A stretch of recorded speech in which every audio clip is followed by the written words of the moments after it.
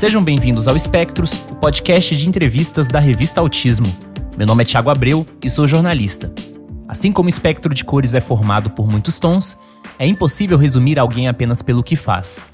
Aqui no Espectros, trazemos as pessoas que constroem a comunidade do autismo no Brasil para saber mais sobre estes indivíduos, além da história, seja familiar, profissional ou pessoal com o diagnóstico.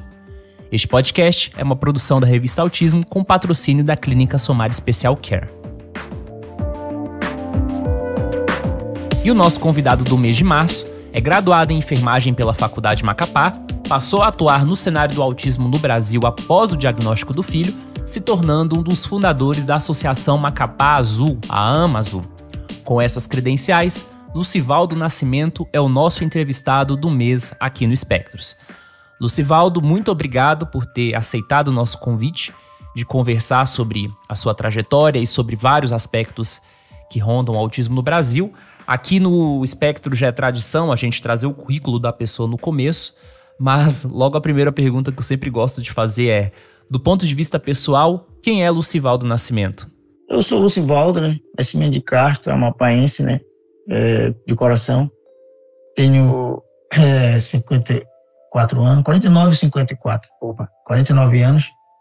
Sou pai de um adulto autista hoje, que desde do nascimento meu filho veio apresentar algumas características diferentes, com 3 anos, 2 anos e meio, 3 anos, e a gente passou a buscar informações do que estava acontecendo. Então eu sou um pai dedicado a depois do diagnóstico, com 7 anos e meio, que já foi muito tardio, a luta até hoje. Meu filho tem 23 anos, e a gente não verbal, e a gente convive com ele e com outros autistas nessa luta de melhores condições dentro da sociedade, poder integrar ele o máximo possível, para ter uma vida social bem melhor. Então eu sou um pai e atuo nessa área, à frente principalmente desenvolvendo coisas, informando as pessoas, pais que são novos, no setor público, que o meu foco maior hoje, eu prego tudo dentro do setor público, porque sempre foi a minha luta, o meu filho dentro do setor público, nunca foi no setor privado, por questões de gastos, de valores maiores. Então a minha cidade hoje, o Amapá, o nosso estado, ainda em 2000 meu filho nasceu, e até 2007 não tinha muita coisa, nada não tinha. Então meu filho teve que sair daqui para outro estado, no caso o Pará,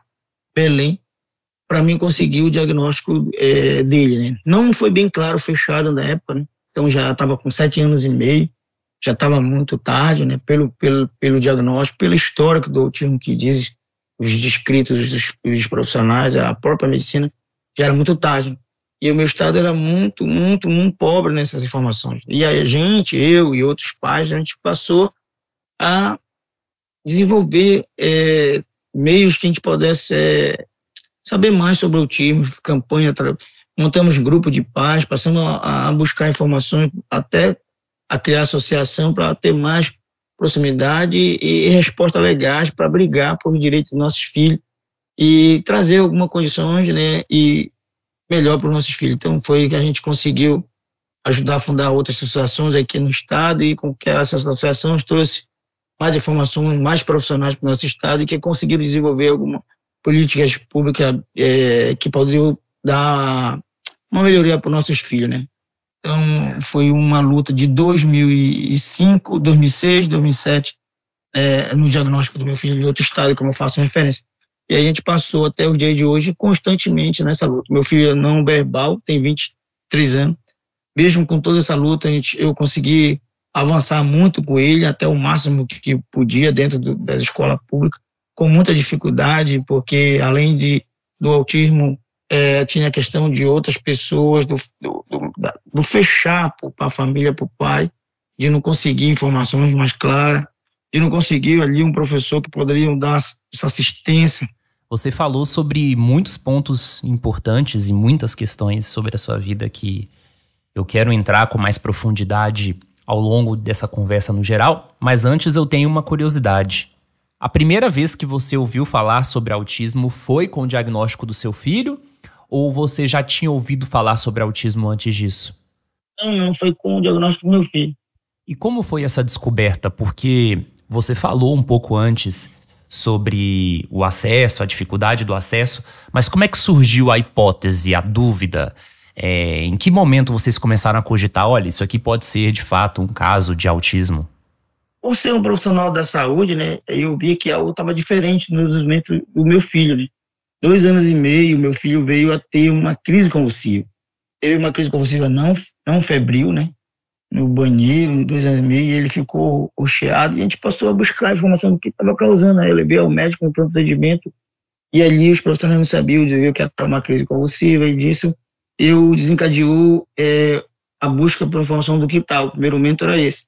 Depois, né, na busca dos especialistas, tipo, dos neuros, os neuros começaram a avaliar o comportamento, os pediatras também, mas com pouca informação, porque ele tinha um desenvolvimento dentro do normal, tinha desenvolvido, falava, reconhecia as principais cores, amarelo, verde, vermelho, reconhecia os familiares, respondia a coisas que ele nunca tinha ido à escola, ele reconhecia os números, às vezes à noite ele queria fazer leitura mental de números que não estava na frente dele, ele queria conferir um e até ir embora, e eu tinha que acompanhar um até 1000, e ele nunca tinha, né? Então, com a crise, ele veio ter um atraso no desenvolvimento, e eu passei a buscar o que está causando isso, né? A gente levou ao especialista, os especialistas só diziam que era uma crise convulsiva, fez vários exames, foi voltado para o eletro, tomografia, que não mostra nada disso, então a gente ainda era leigo nisso.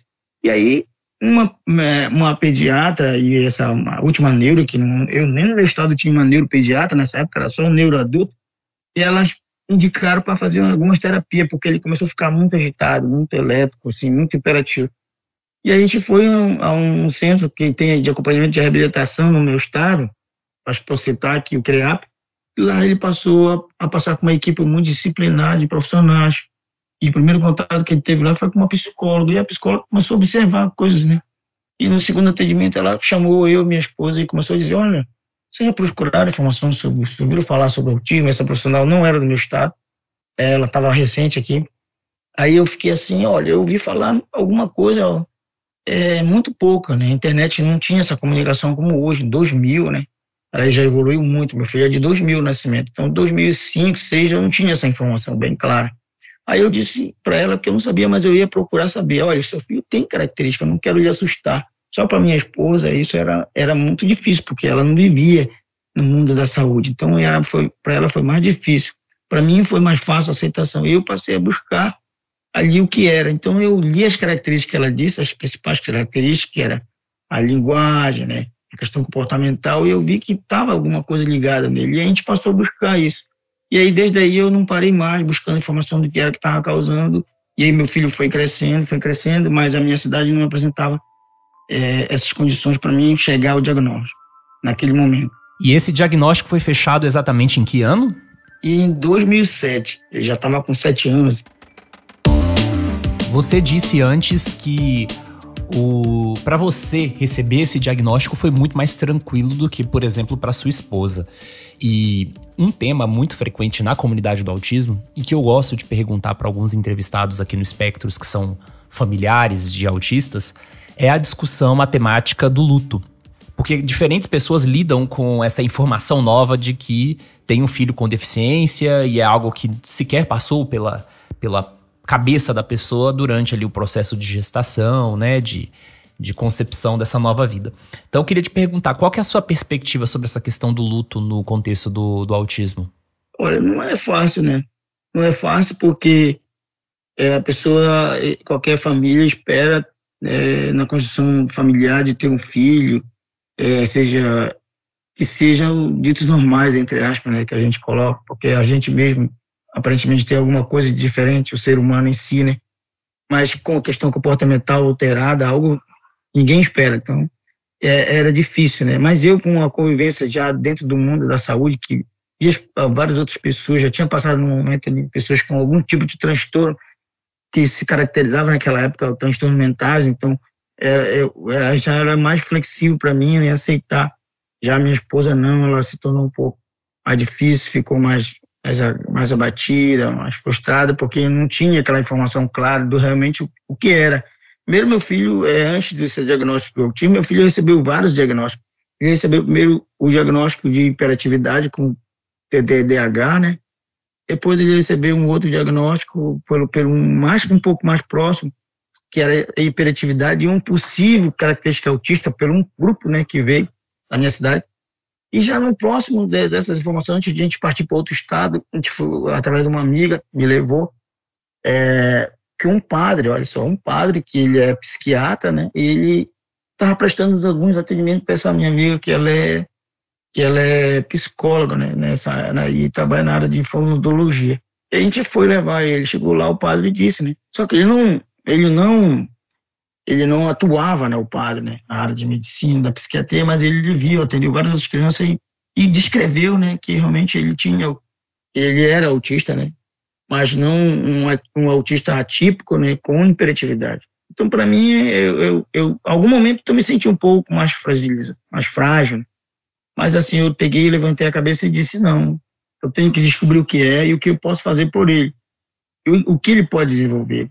Depois que eu fiz uma busca na leitura de livros e tudo, para me saber realmente o que era autismo, né? Então, e vários graus, né? O autismo era classificado naquela época, né?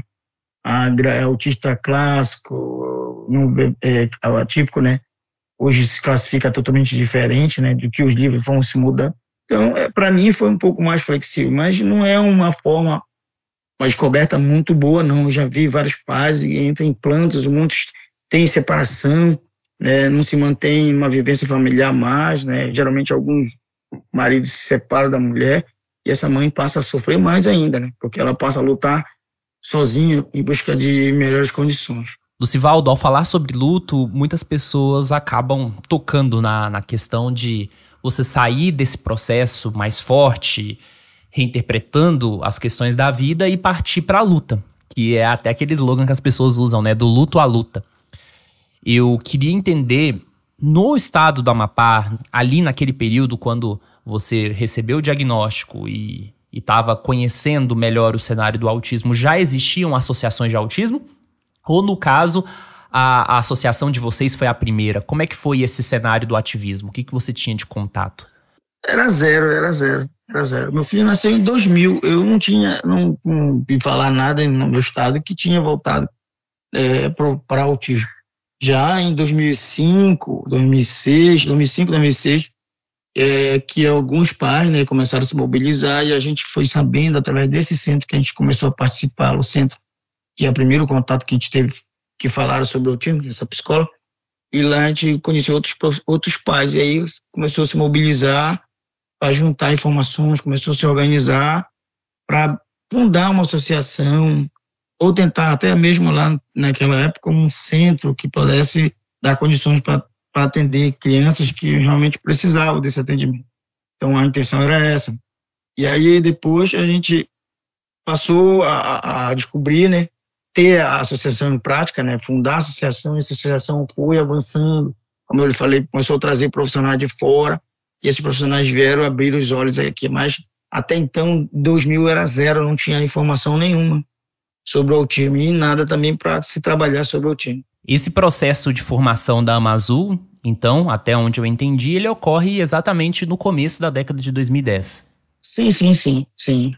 Por essa época, porque assim, quando se descobriu os pais, tinha muitos pais que quando viram, né, que foi criada a associação, foi divulgada e a internet já estava bem avançada, né, nesses anos, né, com mais facilidade de acesso, eles passaram a procurar pais que tinham filhos adultos, né, que nem sabiam o que era autismo, né, e no decorrer de muitos anos, até alguns pais, eles tinham, né, o diagnóstico, não tinham o diagnóstico e eram autistas, né, mas não sabiam, né, e aí muito tarde, depois desses movimentos, todos já apresentados por associações, eles passaram a também buscar informações que eles poderiam ser autistas, em algum grau. Essa é uma questão bastante interessante e eu vejo que, relacionado a isso, a informação sobre autismo, ela acaba mudando muito, principalmente em lugares onde o acesso pode ser mais difícil. Eu sei que você e a sua organização, da qual você faz parte, foram um dos primeiros distribuidores da revista Autismo. Isso no início da década de 2010, acho que grande parte do público sabe que a revista Autismo teve uma primeira fase, né? E depois uma retomada no final da década. Eu queria te perguntar como é que você teve o primeiro contato com a revista, como é que é essa questão da distribuição, né? No contexto do estado do Amapá, porque eu sei que o Amapá é um estado que tem suas características próprias, né? Na dinâmica nacional. A revista Autismo, eu particularmente, eu conheci a revista Autismo no site, né? E aí eu tenho a primeira edição da revista Autismo, né? Que ainda não era o Paiva o editor. Eu tenho ela. Eu fiz a assinatura e ela chegava para mim. Porque eu estava em busca de muitas informações das coisas que era o melhor que tinha fora do meu estado, do que eu poderia estar acessando para o meu filho, para condições que o meu filho, né? Naquela época da primeira, da segunda, da terceira infância. E aí eu tive acesso pelo site da revista Autismo em pesquisa. E aí eu assinei e comecei a receber ela, né? Eu tenho a primeira edição. E depois, né, no decorrer dos anos, a gente recebendo, aí veio o Paiva, né, com outros. E aí, com o projeto de distribuir a revista para vários estados. Então, quando ela veio na primeira vez, eu faço pessoalmente essa entrega, né, da revista. E a minha cidade é uma região amazônica, onde tem várias partes ribeirinhas. Então, tem pais de outros municípios, fora da capital que eu moro, que tem filhos autistas, que descobriu também entre esse período de 2010, 11, 12, que não tinha informação, e a gente tentava no máximo chegar até eles, dar essa revista. Então a quantidade de revista que vinha, mesmo que fosse bem razoável, a preferência seria os pais mesmo, aqueles pais que poderiam estar recebendo a informação ali bem clara do que o que a revista falava do mundo sobre o autismo, né? E aí depois a gente distribuía para alguns profissionais para receber essa informação, porque eles já estavam mais à frente do que esses pais, né? Porque a família em si é o principal, né? Porque a família, basta ela olhar hoje, qualquer família, tipo eu, e tu já vê as características que tu já sabe se aquela criança ou aquele jovem, aquele adulto é um autista. Então a revista veio realmente para revolucionar a informação do autismo. É um meio de informação muito bom, onde leva para aquelas pessoas realmente que mais precisam da informação. Aqui, a minha cidade, ela é muito bem vista, a gente entrega no centro, que é um centro público, né, Centro Raimundo Nonato, onde faz a entrega, é um centro que trabalha com crianças de várias deficiências, intelectual, autista, síndrome de Down, e a gente faz esse feedback de entregar na mão das mães, dos pais, essa revista para divulgar, né, a informação. Aliás, você já apoia a revista Autismo? Sabia que você pode contribuir com uma pequena quantia mensal e fazer a revista impressa chegar a mais pessoas sem acesso à internet? Além disso, os apoiadores têm acesso à revista digital antes de todo mundo, além de conteúdo extra, como bastidores de reportagens e participação de lives exclusivas. Veja todos os detalhes no site canalautismo.com.br/apoie. Como você contou aqui várias vezes, o seu trabalho com autismo começou antes da aprovação da Lei Berenice Piana, a Política Nacional de Proteção, né, aos Autistas de 2012. Então, eu imagino que você tenha uma perspectiva de como as coisas eram e como elas são hoje em relação ao autismo após a lei, tendo esses dois cenários em perspectiva. Você acha que a Lei Berenice Piana teve algum tipo de contribuição, de algum impacto para o acesso a direitos de autistas no Amapá? Ou até que não? Queria muito ver qual é a sua opinião sobre isso. Olha, a lei em si, ela foi formulada, é muito boa, mas para ela realmente funcionar, muitos pais ainda têm que passar por várias dificuldades, várias barreiras, né? Não é de imediato, né, que ela acontece. Tipo assim, no âmbito de matrícula, antigamente, até no 2005, 2006, meu filho, era difícil para conseguir um professor, a gente dizia lá, de apoio. Hoje é cuidador, né? Era difícil, tu ia, procurava a escola, e aí eu direcionava logo no setor que é responsável da coordenação estadual do ensino especial. E a gente se direcionava lá pedindo, e a lei já estava existindo. E muitas vezes a gente tinha que dizer, olha, mas a lei diz isso, então eu não posso. A lei está me sendo clara, a lei está me garantindo isso. Claro que ela veio, mas ainda muitos órgãos e próprias instituições privadas, no geral, elas ainda não respeitam com firmeza a lei. mas ela é uma lei muito boa, uma lei bem clara, que garante os direitos dos autistas. E voltando à questão da Amazul, desde que vocês surgiram, quais foram os principais projetos que vocês desenvolveram na associação? Sim. A Amazul, né, ela trabalha em projetos de divulgação e informação sobre o autismo. Ela não trabalha na questão de terapeuta, nada. Mas ela trabalha no sentido de direcionar os pais, dar informação sobre o autismo, quais locais que eles podem procurar, levar a informação de uma palestra através de outros profissionais e pais que estão ali nesse grupo para falar para uma comunidade, formar o que é o autismo para aquelas pessoas dentro de uma escola, uma igreja, onde seja ali que esteja um público, né, que precise dessa informação. Então a Amazônia trabalha especialmente nisso, não em atendimento, mas levando a informação, falando do autismo, o que é o autismo, quais são os direitos dessa pessoa, o que pode ser feito para essa pessoa conseguir o acesso às políticas públicas da saúde, da educação e de várias outras frentes. Então, o trabalho é voltado especificamente nisso. E vocês chegaram a trabalhar em algum nível com o poder público, a prefeitura ou o governo do estado? Não, nunca. Nunca foi feito, né?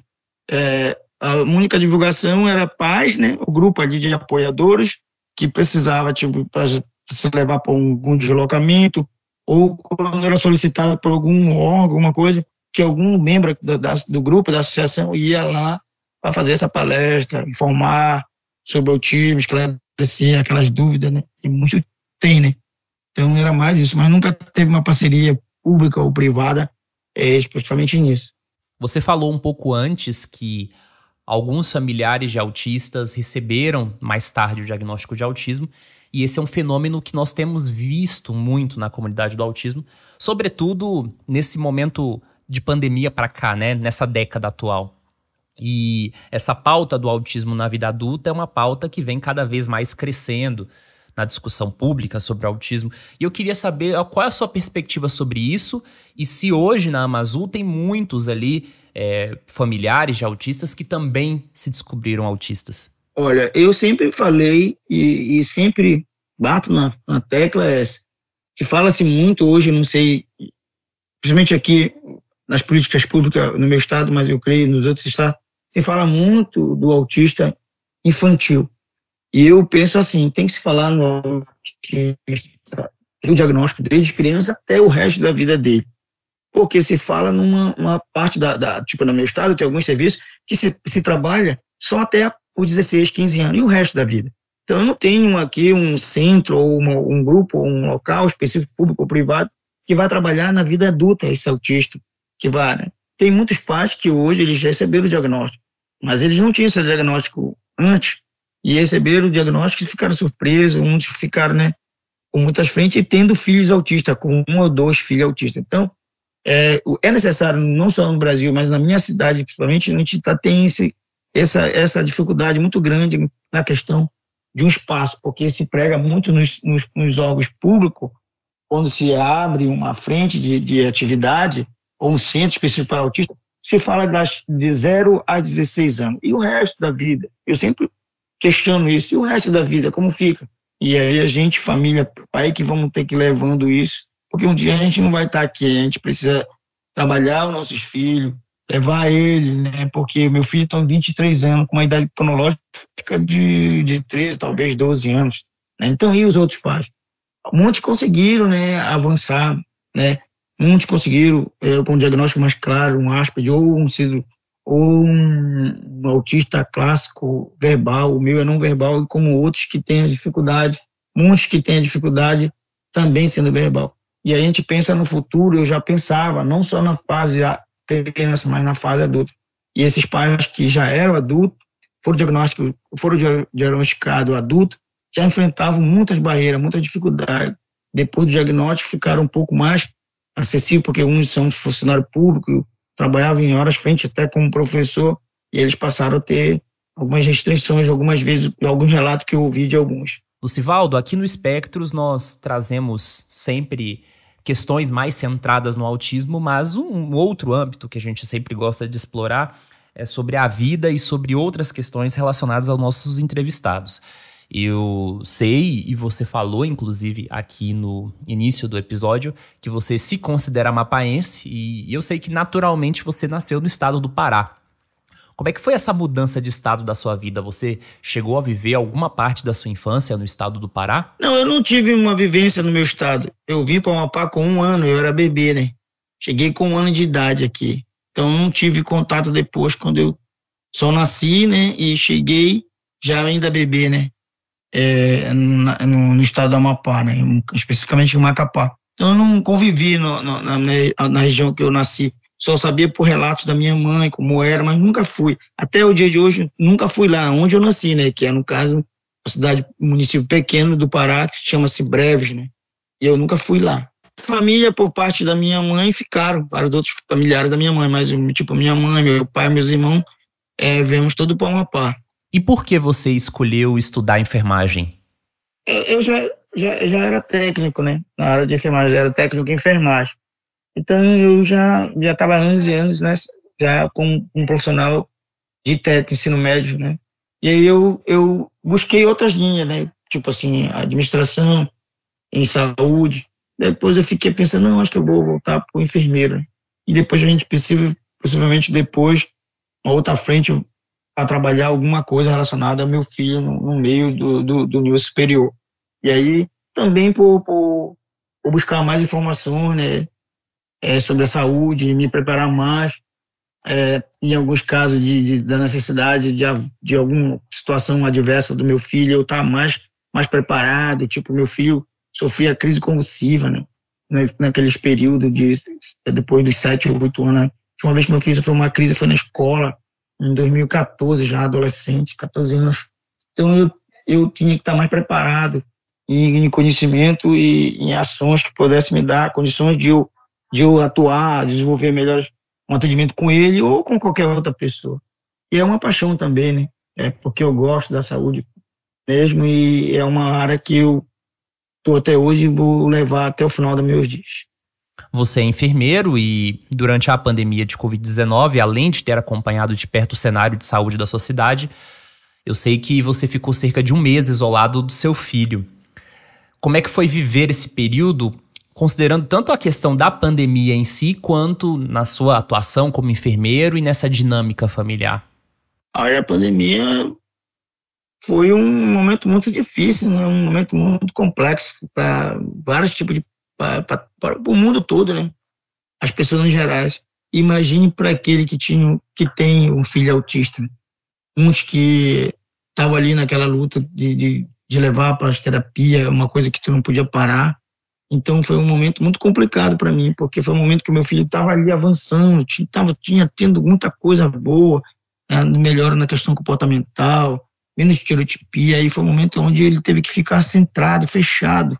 E aí o mundo do autista se torna mais difícil quando ele se fecha, né? Então eu não tinha outro meio de tirá-lo. E aí eu também trabalhava já num contato do risco do vírus com outras pessoas. Eu não podia muitas vezes vir para minha casa, ou quando eu vinha para minha casa eu já vinha com outra roupa, entrava por outro lado, tinha que tomar banho numa área para depois ter contato. E aí quando eu fui acometido com o Covid ficou mais difícil, né, porque a gente ficou mais isolado ainda, porque eu não podia ter contato com ele, com outro, minha filha, e nem com a minha esposa. Foi um momento muito difícil, e foi um momento que deixou meu filho um pouco mais fechado, foi um momento que dificultou mais as coisas, deixou meu filho no mundo do autismo daquele grau mais fechado mesmo, que atrapalhou muito, né, até os dias de hoje. E o que você gosta de fazer nas horas vagas? Você tem algum hobby, algum interesse específico? Olha, eu gosto de eu crio pássaro, né? Eu crio o pássaro curió. Gosto de canto. A minha rotina é essa. Os dias que eu tô de folga, tipo, hoje eu tô de folga. Durante o dia eu tava de folga ontem e hoje, né? E aí eu descansei um pouco, mas eu gosto de botar os pássaros aqui na minha frente, escutar e estudar, né? Porque eu não parei de estudar, estudando, fazendo algumas leituras, com pouco tempo de espaço e o contato com meu filho, né? Contato com a minha família. Esse é o meu hobby. E a nossa rotina é mais nessa. Então eu passo mais tempo dentro da área hospitalar trabalhando. E quando eu estou em casa, o meu hobby é esse: eu botar meus pássaros para cantar e olhar eles, né? Conversar com meu filho, minha filha e o meu filho, né? que mesmo não sendo não verbal, mas ele entende, interpreta tudo que está aí. A gente continua a cada dia, todo mesmo dia, repetindo as mesmas coisas para ele de quando tinha 5, 6 anos. Entendeu? E já é tradição aqui no Espectros a existência do nosso quadro Bate-Bola, em que eu falo um tema e o nosso entrevistado fala algo que corresponda a essa temática dita. Então vamos lá. Uma palavra que te resume. Fé. Último livro lido. Meu Filho, Meu Mundo. Uma viagem marcante. É uma viagem marcante quando eu fui com eles, meu filho com 7 anos, para a região próxima aqui do Pará, que é onde a gente ficou muito feliz, todo próximo, eu e ele estava bem desenvolvido, né? Naquela época antes do Covid. Um defeito. Eu falo muito. Uma pessoa que você gostaria de conhecer. Pode ser tanto uma pessoa que é uma figura histórica, quanto uma pessoa que está viva. Hoje, se eu pudesse conversar, era minha mãe, se ela tivesse viva. Um conselho que você daria à sua versão mais jovem. Que você persista nos seus sonhos e que você nunca desista e que tudo é possível, né? Para aquele que crê e acredita que vai realizar os seus sonhos. Um sonho. Um sonho é ver na minha cidade um desenvolvimento muito grande voltado para o autista, lugares onde tu possa chegar sem burocracia e aquelas pessoas serem atendidas, ter atendimento o mais variável para os autistas, ter uma convivência ou ver os autistas adultos vivendo no locais aqueles que não tiverem mais família. Um artista ou banda favorita? Eu tenho uma banda que eu gosto, eu tenho muito assim, mas vou dizer, a banda é Legião Urbana. Um artista que você não gosta? A banda Pink Floyd. Um filme? Deixa eu ver se eu lembro aqui o nome do filme que marcou muito, né, pra mim, que fala sobre a questão da ditadura, assim. Eu não tô lembrado o nome dele. Eu acho que é Alquimista, eu acho. É Alquimista, se eu não tô me enganado. Prato favorito? Prato favorito? Eu adoro macarronada. Uma bebida? Suco de goiaba. Uma comida que você não gosta? Comida que eu não gosto? Deixa eu lembrar aqui, eu esqueço não. Sushi. E por fim, frase favorita? Deus. Lucivaldo, muito obrigado por você ter aceitado o convite e ter conversado com a gente sobre a sua trajetória, a sua vida relacionada ao autismo e o que está fora do autismo. E eu deixo aqui esse espaço no final, então, para você falar o que você desejar para o nosso público e mais uma vez agradecer aí pela sua participação. Eu sou grato também por participar, né, porque é uma frente de mais divulgação, de falar do autismo é uma coisa para mim muito boa, me sinto feliz em poder compartilhar com outras pessoas que o meu estado, a região norte, ainda é muito pouco desenvolvimento voltado para o autismo, mas a gente já tem vencido muito.